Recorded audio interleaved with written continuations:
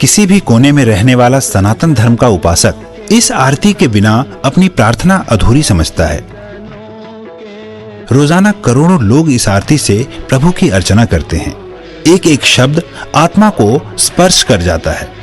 लेकिन क्या आप जानते हैं कि इस आरती के रचयिता कौन थे? बड़ी विडंबना है कि करोड़ों लोगों द्वारा सस्वर पाठ की जाने वाली आरती के रचयिता के बारे में लोगों को जानकारी ही नहीं है। ओम जय जगदीश हरे। इस आरती के रचयिता का नाम है पंडित श्रद्धा राम फिल्लौरी, जो कि धर्म प्रचारक, लेखक, संगीतज्ञ, ज्योतिषी और समाज सुधारक थे। इस विश्व प्रसिद्ध आरती की रचना उन्होंने सन 1870 में की थी। सिर्फ रचना ही नहीं, धुन भी उन्होंने ही तैयार की थी। इस महान आत्मा का जन्म 30 सितंबर 1837 को फिल्लौर, पंजाब में हुआ था। इनके पिता जय दयालु जी एक प्रसिद्ध ज्योतिषी थे।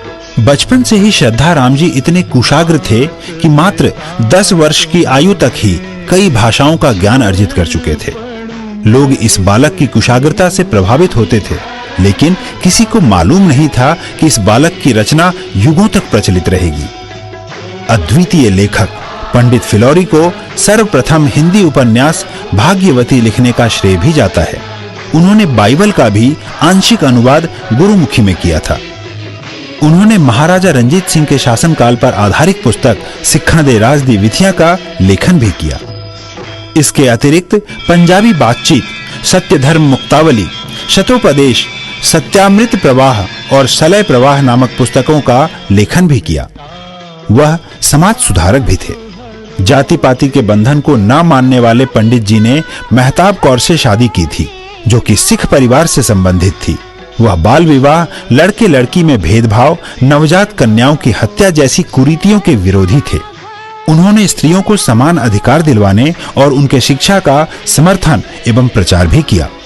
पंडित श्रद्धाराम फिल्लौरी 1857 के प्रथम स्वतंत्रता संग्राम से प्रभावित होकर लोगों को एकत्रित करके देशभक्ति की गाथाएं सुनाते थे। अंततः ब्रिटिश सरकार ने उन्हें फिल्लौर से पलायन करने का हुक्म दिया।